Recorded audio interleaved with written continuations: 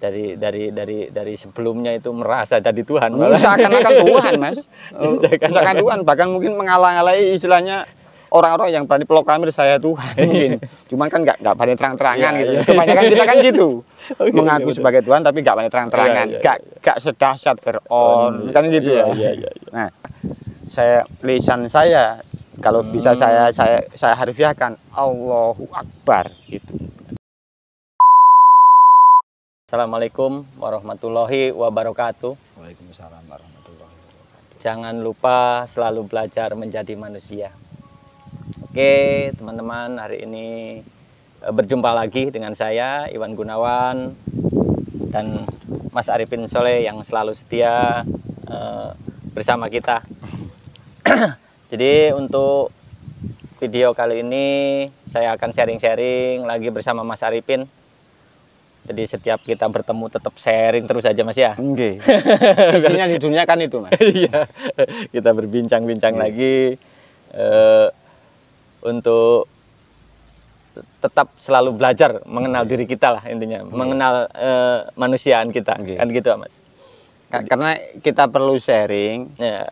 Karena di dunia yang belum beres sampai mbak saya toh lainnya udah beres semua. Ya. Makanya kita perlu ngomongin diri kita sendiri kan. Masuk ya. Jadi setiap kita berjumpa terus saja ya Mas ya. Soalnya yang belum beres cuman saya sama sampean toh, yang liannya sudah beres semua kok. Semuanya udah beres. Jadi kali ini saya ingin sharing yang kelanjutannya lah Mas. Kelanjutannya yang kemarin Mas bilang. Dari step ke-1, ke-2, ke-3, kemungkinan sekarang yang step ke-4 ya Mas ya. Jadi di dalam step ke-4 itu yang sampean alami dalam Topo Pendem itu seperti apa Mas? Cuman sampean tetap lah sampean ceritakan dulu masalah-masalah yang apa namanya seperti biasanya lah Mas, biar tidak apa jenenge nek bahasa Jawa cek gak salah paham. Jadi biar mengenal lah kan gitu. Monggo. Jadi inti dari ketika step keempat kan sudah step ketiga. Jadi sudah tahap ketiga, tahap keempat ketika saya mengalami proses pendem itu saya baru menyadari bahwa saya hanyalah butiran debu kan. Dari proses ketiga proses ketiga atau hari ketiga lah bahasa gampangnya. enaknya ngomong kan gitu. Nah, setelah saya menyaksikan atau mengalami dari proses ritual yang dibimbing oleh guru-guru yang hebat, makanya yang saya alami itu sebenarnya adalah apa yang saya alami, apa yang saya saksikan itu sebenarnya karena barokah guru-guru saya yang luar biasa Mas. Jadi saya itu mendapat barokahnya dia punya kesempatan mengalami hal seperti itu. Nah makanya inilah yang lebih penting Mas. Kita yang harus kita obrolkan juga kan. Harus kita bahas juga lah intinya. Kita bisa mengalami itu kan karena kita dibimbing dengan guru-guru yang hebat juga kan gitu. Dan monggo. Saya kan gak mungkin kayak saya mengubur diri saya sendiri. Ya pasti mati lah. Seandainya saya melakukan itu sendiri, mengubur diri saya sendiri, ya pasti mati Mas. Gak seperti itu.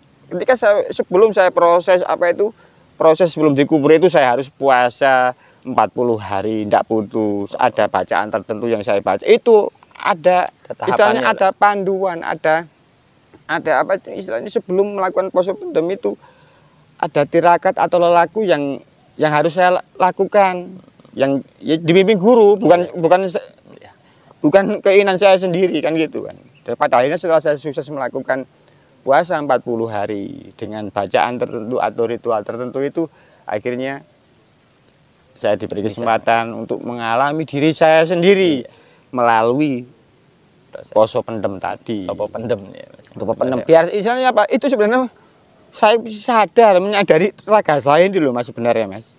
Yang selama ini kan nggak sadar bahwa saya itu punya raga. Raga saya terbuat dari tanah, dari air, dari udara, dari api, bahkan dari sinar matahari, bulan dan bintang-bintang, bahkan alam semesta ini kan nggak menyadari saya. Yang saya bawa kemana-mana tapi tanpa ada kesadaran, apalagi mengalami, nggak sadar, nggak mungkin bisa mengalami. Tapi di situ ini ada agak boleh kembali sedikit lah Mas ya. Kembali sedikit. Jadi saya yang ingin sharingkan tentang sampean kan masalah step keempat ini kan sih sebentar lah. Ini agak itu dari saya kembali ke belakang dulu. Jadi dalam proses ini sebelumnya Mas ya. Sebelumnya itu sampean sudah ada lelaku-lelaku yang lebih yang panjang lah intinya ya berarti. Panjang ya? Mas. Panjang sekali. Bahkan istilahnya saya sudah dididik oleh mbah saya sendiri. Nah, kebetulan secara agama Islam, kakek saya atau mbah saya itu derekaken Torekoh Qadiriyah wa Nasabandiyah, Qadiriyah Kholidiyah. Jadi saya dididik oleh piantun-piantun yang luar biasa. Sebenarnya ini hanya buah loh Mas. Hanya buahnya dari lelaku mbah buyut saya, lelaku guru-guru saya sebenarnya. Bukan saya ini hanya buahnya istilahnya. Jadi saya bertanya kayak gitu kan ya juga ingin supaya khususnya saya atau yang lihat video ini kan nggak langsung instan di situ kan gitu Mas. Jadi minimal kan kemungkinan besar ya, besar. Ya pastilah, nggak kemungkinan lagi pastilah. Kan ada step-step dari awal lah. Kemungkinan besar ya sampai dari kecil mulai. Nggak tahu juga lah kan. Saya tuh mulai dari kelas 3 SD. Mulai dari kelas SD itu sudah dididik sama mbah saya. Itu tidak boleh putus wudhu, istilahnya ndaimkan wudhu Mas. Ini kan penting juga. Ini nanti proses panjang, saya tidak boleh, nggak perlu, mbah saya bilang ke saya itu nggak perlu puasa, nggak perlu tirakat macam-macam. Yang penting jangan sampai putus dari mendawamkan wudhu. Itu yang saya pegang. Istiqomah kan wudhu. Sampai sekarang yang saya pegang itu Mas. Dari kecil sudah dididik. Itu istilahnya tirakat pertama yang diwajibkan oleh keluarga besar saya sebenarnya. Jadi nggak semata-mata langsung celuk ke arah sini kan gitu. Ini adalah proses ya. Ini proses ketika Poso Pendam ini ketika saya berusia kalau nggak salah usia 24 tahun. Ini proses yang saya alami ketika usia saya 24 tahun Mas, Poso Pendam itu. Jadi sebelum menikah. Ya, jadi begitulah intinya ya untuk teman-teman kita juga yang menonton video ini, jadi biar tidak salah persepsi atau salah paham lah. Kita kan cuman membicarakan diri kita sendiri kan Mas. Sebenarnya itu untuk diri kita sendiri sebenarnya. Cuman mudah-mudahan bisa menginspirasi.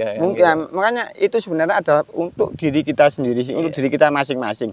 Mungkin lewat pengalaman yang saya alami kan gitu. Jadi untuk selanjutnya kita bahas yang step keempat. Kita bahas lagi ke situ. Jadi terus bagaimana pengalaman jenengan di hari keempat itulah kalau bahasa gampangnya. Nah, setelah saya menyaksikan bahwa saya itu fana, setelah saya pecah karena kesedot dengan cahaya tadi Mas, kan fana. Saya itu ndak ada. Tapi sebelumnya kan merasa, saya itu ada. Bahkan istilahnya lebih kasarnya, bahkan ngaku-ngaku pangeran. Saya Tuhan, saya bisa membuat sesuatu kan gitu. Tapi di situ saya secara kesadaran pribadi saya, bener saya itu tidak ada. Setelah pecah itu, setelah raga saya kembali ke bahan aslinya. Nah, di situ saya istilahnya dalam proses setelah itu saya merasakan bahwa saya itu sebenarnya tidak ada. Bahkan manusia di dunia ini sebenarnya tidak ada. Bahkan alam semesta ini saya meyakini tidak ada, dan yang ada pastinya hanya Tuhan. Nah, kan gitu. Setelah proses itu dari 7 saya yang pecah menjadi 7 itu kembali ke asalnya masing-masing. Kalau bahasa Jawa sangkan paraning dumadi. Nah, di situ saya mulai istilahnya itu seperti setelah saya merasakan benar-benar saya tidak ada, saya kembali diadakan. Saya kembali diadakan. Dan saya setelah diadakan kembali, yang tadi kan sudah tidak ada, kemudian diadakan kembali. Di sini kesadaran saya sudah tidak bisa hilang. Istilahnya saya yakin Mas. Saya yakin saya hanya sebutiran debu. Saya hanya setetes air. Saya hanya sepercik api. Saya hanya istilahnya hanya sepercik. Kalau hidup saya hanyalah sepercik kehidupan. Bukan Tuhan. Hanya percikan Tuhan. dari sebelumnya itu merasa jadi Tuhan. Seakan-akan Tuhan, Mas. Seakan Tuhan, bahkan mungkin mengalang-alangi istilahnya orang-orang yang berani proklamir saya Tuhan mungkin. Cuman kan nggak berani terang-terangan gitu. Kebanyakan kita kan gitu. Mengaku sebagai Tuhan tapi nggak berani terang-terangan. Nggak sedahsyat Fir'aun kan gitu. Nah, di situ Mas, setelah saya benar-benar bahwa saya hanya sebutir debu di hari keempat atau di stage keempat ini. Nah, di situ saya mulai melihat sebuah gambaran yang luar biasa dan saya sama sekali tidak membayangkan. Di situ di depan saya langsung ada sebuah batu warna hitam dan di atasnya ada pohon beringin yang sangat besar sekali. Jadi pohon beringin itu istilahnya tumbuh dari batu gitu. Tumbuh dari batu. Ini kan sebenarnya kan nggak masuk akal. Bagaimana mungkin sebuah batu kecil ditumbuhi? Istilah kalau bahasa gampangnya mungkin pohon beringin istilahnya. Kalau bentuknya di dunia ini ya mungkin bisa saya gambarkan seperti pohon beringin. Seperti pohon beringin. Saya tidak bisa memastikan pohon beringin loh ya. Seperti pohon beringin. Tapi akarnya menancap di batu hitam. Dan saya lihat pohon beringin itu menjulang tinggi, tak terbatas tingginya. Iya, betul. Sangat tak terbatas. Saya tuh heran gini. Kok batu bisa cukul? Nah, kan gitu. Loh, kok bisa? Kan gitu loh, kok bisa? Batu hitam tapi ditumbuhi pohon beringin yang sebegitu besar, bahkan tingginya itu tak terbatas, bahkan saya melihat ke atas, ke arah atas ini enggak sampai. Enggak ada batasnya, Mas. Iya. Tapi menginjak batu itu. Bahkan batu itu tidak dinempel istilahnya kalau lumrahnya ya di kehidupan nyata kita kan batu itu menempel di tanah. Enggak. Batu itu tidak menempel apa-apa. Ya pokoknya batu. Batu hitam terus di atasnya ada pohon beringin itu. Setelah saya dalam kekaguman saya, loh dengan sendirinya itu Mas, tanpa ada itu, tanpa menggunakan ilmu, tanpa menggunakan apa, lisan saya kalau bisa saya harfiahkan Allahu Akbar itu. Otomatis tanpa dipengaruhi apapun, saya menyaksikan kejadian itu. Ada batu hitam ditumbuhi beringin yang begitu besar, bahkan tidak ada ujungnya. Ke atasnya itu tidak ada ujungnya. Itu saya Allahu Akbar. Dan baru pertama kali itu saya melafadzkan Allahu Akbar itu benar-benar merasakan benar betul Allahu Akbar itu gimana itu saya merasakan. Kalau bahasa Jawa sampai ngeplek. Istilah saya minum kopi benar-benar bisa merasakan, Mas. Karena ketakjuban saya, dan setelah saya dalam istilahnya dalam keheranan, dalam merasakan keagungan, keakbaran Tuhan dalam pribadi saya sendiri. Nah, tiba-tiba ada seorang tua di sebelah di pinggir batu itu, Mas. Orang tua membawa, saya nggak kenal orang tua itu siapa, nggak kenal. Cuma orang tua membawa tongkat, orang yang sudah tua pokoknya. Orang membawa tongkat dan bahasanya digambarkan seperti itulah. Kalau divisualkan. Karena kenapa? Ketika saya mengalami atau merasakan ketakjuban pohon beringin tadi dengan kekaguman yang luar biasa, bahkan belum pernah membayangkan ada sebuah beringin tumbuh dari batu. Saya sampai nggak sadar ada orang tua itu. Ada orang tua. Saya nggak tahu orang tua itu sudah ada di situ dari tadi atau baru datang, saya nggak tahu. Tapi setelah saya menyadari ada orang tua, saya mengucapkan salam kepada orang tua itu. Assalamualaikum, Mbah. Istilahnya saya pakai bahasa Assalamualaikum, Mbah. Waalaikumsalam. Dengan sangat berwibawa orang tua tadi. Orang tua tadi bertanya kepada saya, mau kemana li? Istilahnya kalau bahasa Arab ning ndi li? Nggih. Nah, waktu itu saya menggunakan dengan bahasa Jawa, madosi urip kula piyambak, Mbah. Istilahnya gitu. Saya melakukan dialog dengan bahasa Jawa. Badhe madosi urip kula piyambak, Mbah.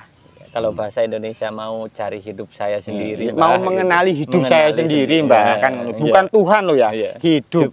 Hidup misalnya kan gitu. Kan beda. Nah, hidup kalau Tuhan kan yang maha hidup, yang memberi kita hidup. Iya, betul. Nah, yang diberi Tuhan ini loh yang kita kenali kan gitu, hidup ini atau bahasa lainnya urip. Akhirnya Simbah tadi bilang ke saya, loh itu yang enggak bisa kalau dalam keadaan apa itu terjaga, ya harus tidur dulu. Nah kan gitu, harus tidur dulu Mbak tadi. Nah di situ saya tidak mengalami istilah ngantuk atau sama sekali proses yang saya alami itu. Gak ada. Kan kalau secara ilmiahnya kan raga saya kan sudah dikubur. Iya. Nah ini makanya ini di dalam raga saya istilahnya kan gitu. Gak bisa dijelaskan secara kata-kata lain. Kecuali orang yang mengalami. Iya. Nah di situ saya bertanya ke Mbah tadi, lah terus bagaimana Mbah caranya biar saya bisa tidur? Nah, akhirnya si Mbah tadi memetik satu apa itu istilahnya daun seperti beringin seperti beringin tadi. Nah, saya kasih. Coba sampean makan biar sampean tertidur.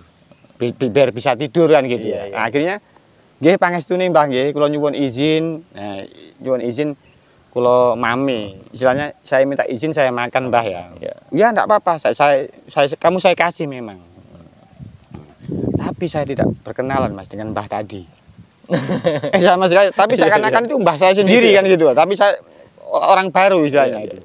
Akhirnya baca bismillah dulu, baca sholawat 7 kali. Itu yang diomongin ke saya. Baca bismillah dulu, baca sholawat 7 kali.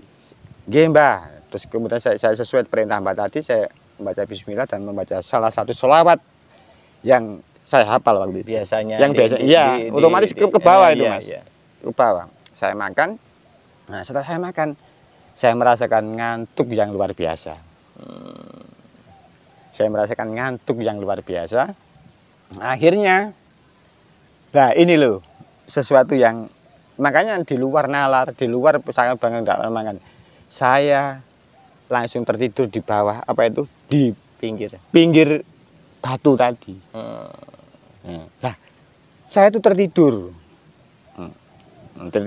ditunggu si Simbah tadi Mas. Simbah tadi tetap menunggu saya tidur di situ kan. Saya ngantuk udah disuruh tidur, saya tidur. Nah, di tidur ini saya mimpi. Nah, mimpi ini ketemu Mbah itu tadi. Disuruh tidur lagi. Nah, di dalam tidur saya mimpi. Disuruh tidur lagi. Saya tidur. Di sini saya mengalami proses yang namanya tidur 7 kali. Jadi tidur, mimpi. Nah, dalam mimpi ini disuruh tidur lagi. Di dalam tidur ini mimpi lagi, disuruh tidur sampai 7 kali. Ini yang tidak bisa saya jelaskan. Rasanya itu tidak bisa. Kadang-kadang kita di dunia ini kan hanya mengalami tidur, tidur terus bermimpi, terus bermimpi tidur lagi kan hanya 2 kali, tapi saya mengalami 7 kali. Nah, setelah proses itu, setelah proses yang ke tidur sampai 7 kali itu, nah, baru benar apa yang diucapkan apa si kakek tadi atau Simbah tadi.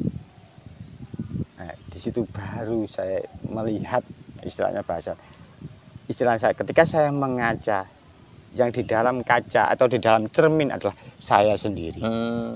Disinilah memang benar. Saya mengaca dan bertemu dengan saya sendiri. Ketika saya berkaca dalam cermin, sembilan samen berkaca cermin, ya bentuknya seperti samen, tidak ada beda. Jadi beda. Tapi bisa bersentuhan, ini yang lainnya. Kalau kita bercermin di dunia nyata kan nggak bisa bersentuhan. Ini saya bisa bersentuhan. Tadi saya bisa bersentuhan dengan saya sendiri. Itu rasanya nggak bisa saya jelaskan, Mas. Jadi beda sama step-step yang dari step 1, 2, 3 itu kan mirip sama tapi tidak sama kan gitu. Dan istilahnya itu loh urip saya. Nah di situ ada dialog antara saya dengan hidup saya yang saya tidak bisa mengomongkan di sini. Rahasia. Nah makanya di step keempat ini saya baru menyadari hakikat saya sebagai manusia, hakikat saya sebagai hidup yang diutus Sang Maha Hidup itu untuk saya pribadi.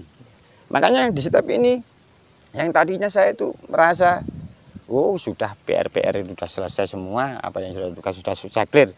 Ternyata PR saya belum saya kerjakan sama sekali. Di step keempat ini saya baru menyadari. Jadi kalau bahasanya gimana ya? saya juga khawatir juga Mas kalau dengan pemahaman ini saya utarakan juga, saya khawatir juga lah bahasa gampangannya. Jadi kalau bahasa dalam intinya yang video-video yang lama itu Mas ya, yang pernah kita bahas masalah kunci, asmo, sembarang kalir itu loh Mas. Kemungkinan di situ kan bahasanya yang ada apa namanya, perintah lah, bahasa apa di situ kan.